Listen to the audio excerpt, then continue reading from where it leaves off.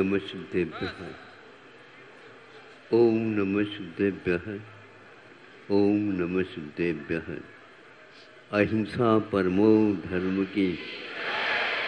आचार्य गुरुवर श्री कुंड कुंड भगवान की। आचार्य गुरुवर श्री ज्ञान सागर मुनि महाराज की। कोई काम करना होता है, स्थान की आवश्यकता पड़ती है, कर्ताओं का भी वहाँ पर संयोजन होना आवश्यक होता है, कारण सामग्री भी एकत्रित की जाती है।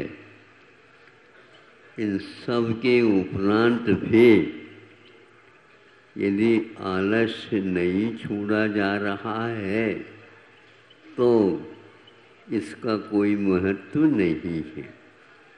इसलिए जब कभी भी ऐसी परिस्थिति होती है, आती है, तो सेना के द्वारा ये कहा जाता है ये कार्य युद्ध स्तर पर होना चाहिए।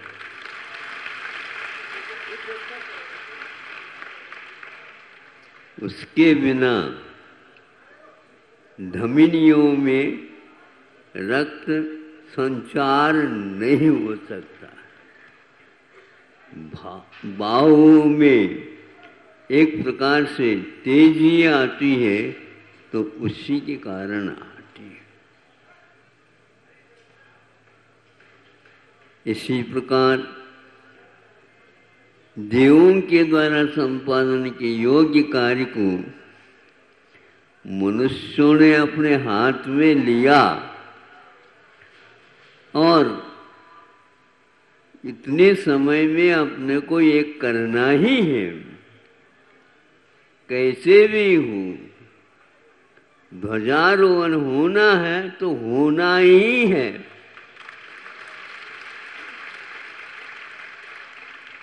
हेड्रा काम नहीं करता तो कैसा कर नहीं करता, उसको तो ऊपर उठना ही होगा। और आप लोग नीचे एकत्रित नहीं हो पा रहे थे और ऊपर अपने आप ही आसमान में सब ध्वजाएं अपने आप ही स्पंदित हो गए और शांति का अनुभव हुआ।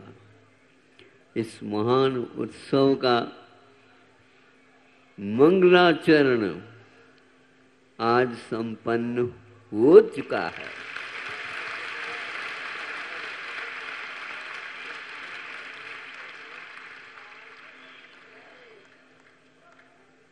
मंगलम शुभम पुण्यम लाति इति मंगलम, जो शुभ को आह्वानित करता है, पुण्य को बुलाता है, पवित्र वस्तुओं की संयोजना कर देता है, इसका नाम है मंगल। और उस मंगल आचरण को जब हम अपने हृदय में स्थापित करते हैं तो मलम दोषम पापम गालयति, इसका नाम भी एक प्रकार से मंगल से विपरीत माना है। यह मल को दूर कर देता है, लाता भी है और दूर भी करता है। सुगंधि फैलाता है तो दुर्गंध के कारणों को भी साफ करता है। एक समय में यह एक का अभाव और उसी समय दूसरे का आगमन होता है। यह एक वस्तु का परिणमन है, स्वभाव। आप लोगों से हमारा कहना है, आप लोगों को कैसा लग रहा है बताओ?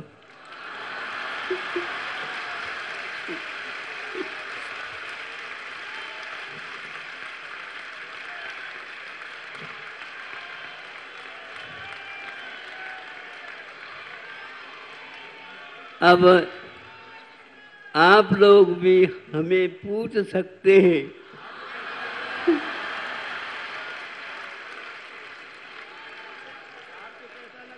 तो आप लोगों को जितने गुना में आनंद आ रहा उससे कई गुना में आ रहा।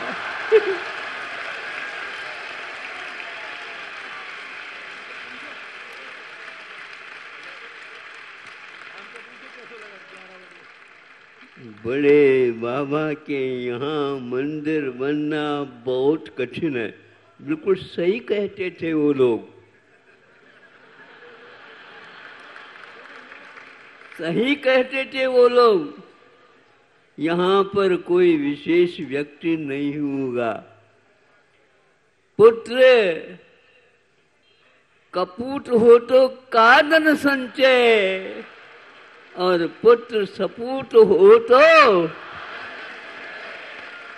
ऊपर से बरसेगा। क्यों नहीं बरसेगा? देवलोग भी तो चाहेंगे। देखो, अब देवलोग यहाँ पर आकर के बैठना चाहें तो आप कहाँ बैठोगे? वो भी बहुत पवित्र मना देवलोग होते हैं। वो विक्रिया के द्वारा यहाँ के एक एक कण की ओर उनकी निगाह रहती है।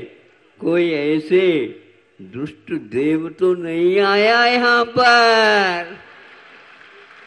उसको पहले खदेड़ देते हैं और धरती के पूतों के लिए कहते हैं, अब आप अपना मंगलाचरण हो गया, रात को और दिन को क्या करना है? एक करना है। दिन को ही काम करेंगे, रात में सोएंगे तो आधा दिन कम हो जाएगा। सुन रहे हैं? आप लोग मांग रहे थे थोड़ी से दिन बढ़ जाए। दिन में काम करो, रात में भी काम करो। 8 दिन के स्थान पर 16 दिन हो जाएंगे।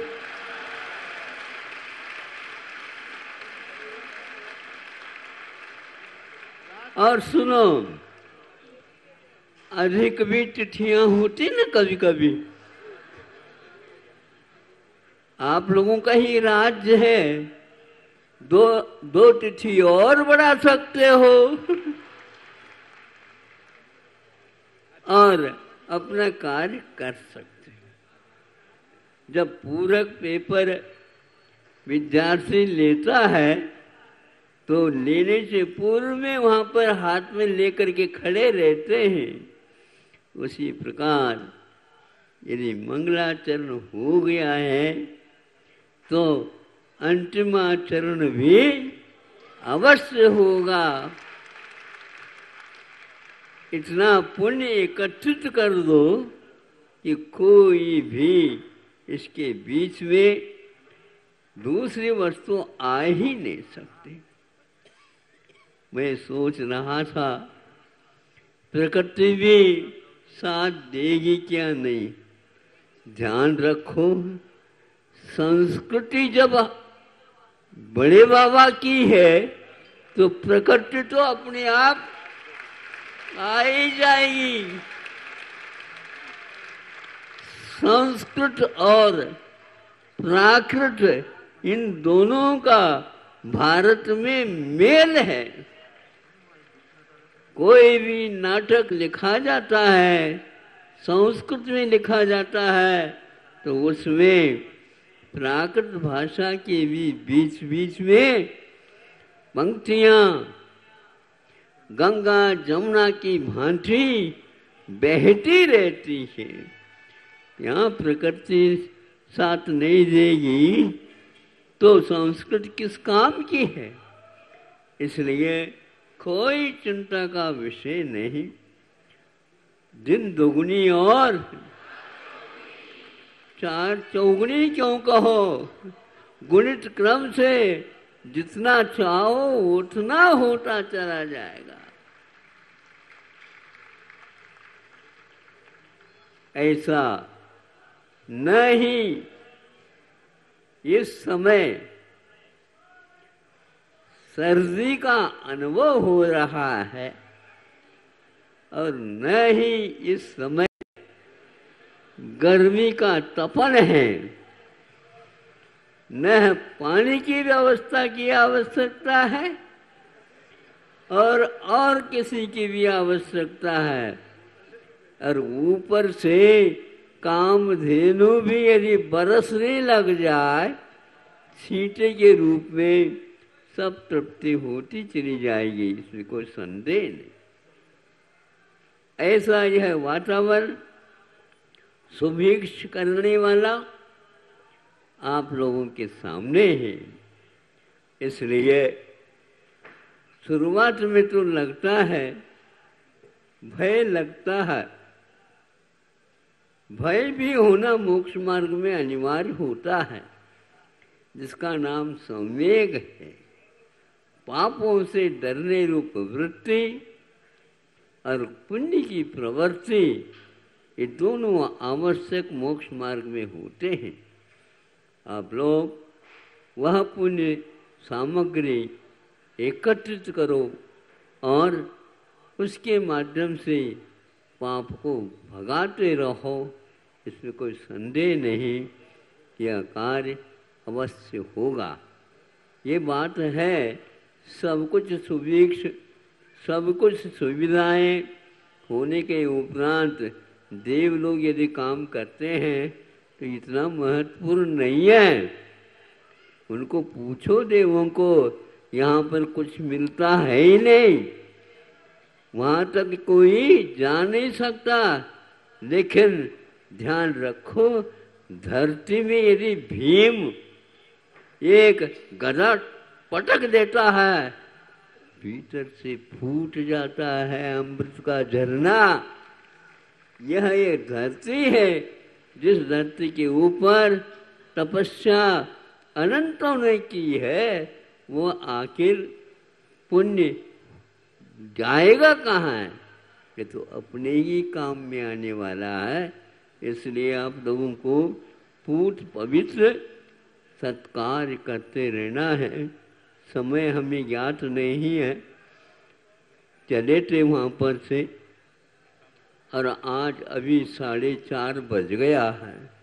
मुहूर्त के भीतर ये सब कुछ कार्य संपन्न हो चुका है। अगले दिन की जो चर्या होगी, कार्य होंगे, वे ब्रह्मचारियों के माध्यम से। ध्यान रखो, एक प्रतिष्ठाचार्य काम करते थे, यहाँ पर कितने प्रतिष्ठाचार्य हैं? जब माता पिता 24 हो सकते हैं,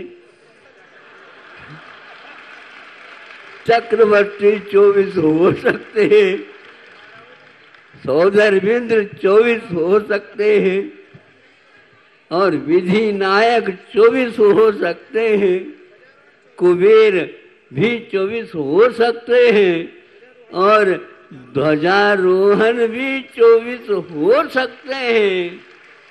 तो यहाँ पर प्रतिष्ठाचार्य एक से कैसे काम चलेगा बताओ? इतना ही नहीं, ध्यान रखो, जब भगवान आहार की चर्या के लिए निकलेंगे, उस समय के 24 ब्रह्मचारी लोग अपने सिर पर भगवान को लेकर के आएंगे। तो उस समय मिलेगा, महाराज फिर एक ही व्यक्ति पड़ जाएगा, क्यों? 24 श्रेयांश भी रहेंगे। आने तो दो वो दिन मंगल का, पहले से ही बुकिंग चालू हो जाएगी और मन शुद्धि, वचन शुद्धि, काय शुद्धि का पाठ प्रारंभ होगा। इस प्रकार यह हुंडा सर्पिणी में भी 24 की परिकल्पना नहीं, वस्तु स्थिति है। हम चाहें भक्ति को किसी भी रूप में प्रस्तुत कर सकते हैं। यदि पंच पापों का अर्जन होता है तो पंच पुण्य का क्यों नहीं होगा? पंच परमेश्वर की आराधना करने से वह पुण्य भी आएगा। इस प्रकार और कुछ नहीं, बहुत सारे समय पर अपने अपने समय पर सभी कुछ कार्य होते जा रहे हैं और इसी प्रकार उत्साह के साथ इस कार्य को करना है। आगे मैं ज़्यादा नहीं बोलता हूँ, थोड़ी थोड़ी हम भी शक्ति अर्जित करके आपके सामने रख देता हूँ। इतना ही होता जाएगा तो कोई बात नहीं, हम तो पूर्ण कार्य कर ही लेंगे। और भी समय समय पर महाराज लोग दूर दूर से आए हैं, आप लोग प्रार्थना करेंगे तो वो भी कुछ मुंह केवली नहीं बैठते, ध्यान रखो।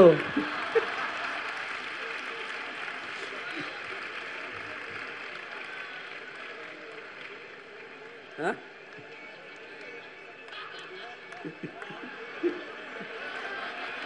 केवली बैठ। हेलो, हमने भी इन लोगों को कुछ भी संकेत नहीं दिया, कई दिन से आ रहे, आने दो आने दो। प्रतिदिन 24 महाराज के प्रवचन होने तो अच्छा लगेगा। हाँ, ध्यान रखो, आप पंच कल्याण करोगे कैसे फिर? केवल प्रवचन के प्रवचन के द्वारा नहीं, सभी प्रकार का कार्य होना चाहिए और होता जाएगा और इसमें कोई संदेह नहीं। हमारे कोष के अलावा अब यहाँ पर कहीं भी कोई भी संदेह वाली वस्तु देखने को नहीं मिल रही है। बोला, बताओ, कोई संदेह हो रहा है? न महाराज, संदेह तो कुछ है ही नहीं, उसके पास अब दे ही नहीं है, संदेह गायब हो गया है और भगवान के संदेश के समय पर कोई भी संदेह नहीं रह सकता। ऐसे यह पवित्र भूमि है, इस भूमि को बार बार प्रणाम करो, उतना ही कम है और जितने ध्यान करोगे उतना ही कम है।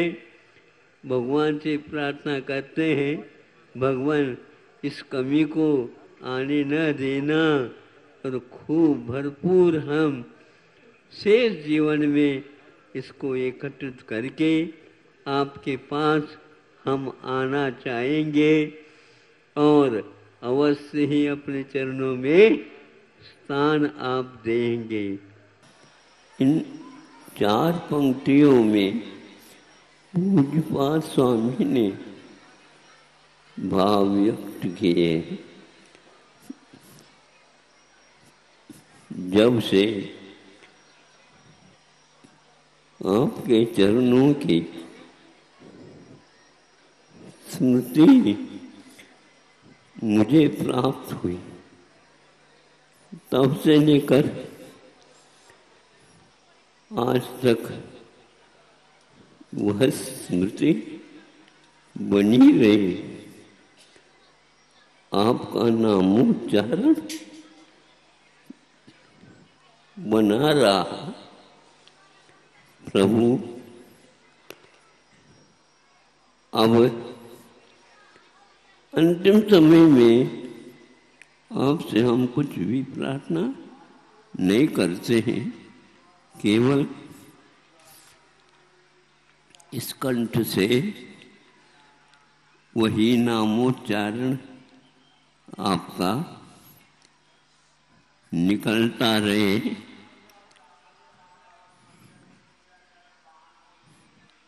और कुछ भी इच्छा नहीं है। जीवन में जो कोई भी पुण्यार्जन हुआ उस सब का मुझे कोई भी वास्ता नहीं, सब नश्वर है, किंतु उस पुण्य से जो बंधा हुआ है वो सारा का सारा आपके ही चरणों में नामोच्चारण के साथ विसर्जित हो।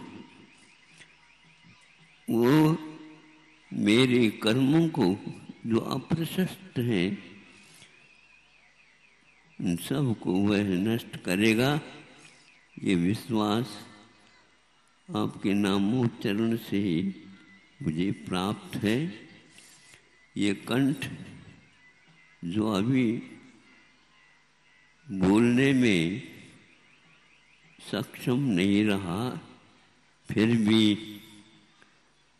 आपके नाम स्मरण करने से उसमें थोड़ी सी शक्ति आ जा रही है।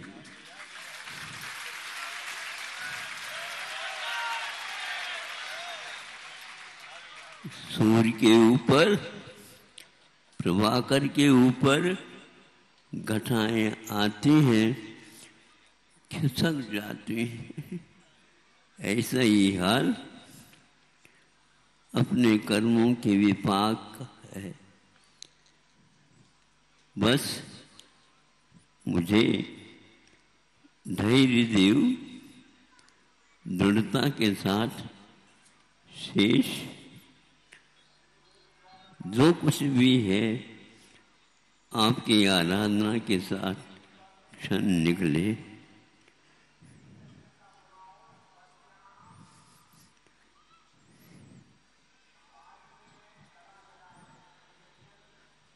यहाँ का मंगल पाठ वहाँ तक भी आ रहा है, यहाँ पर भी बैठा रहा, सुनता रहा, लगा प्रभु निकट में,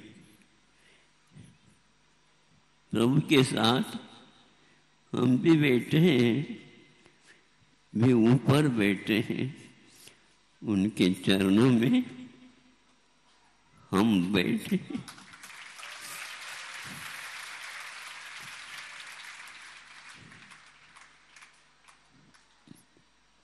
ऐसा ही दृश्य बना रहे, स्मृति रहे, संसार के सारी चीजों की विस्मृति रहे, और कोई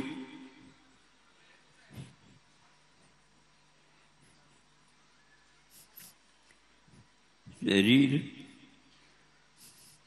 बिल्कुल शिथिलता है, किंतु भीतर से यथावत गुरु के वचन भी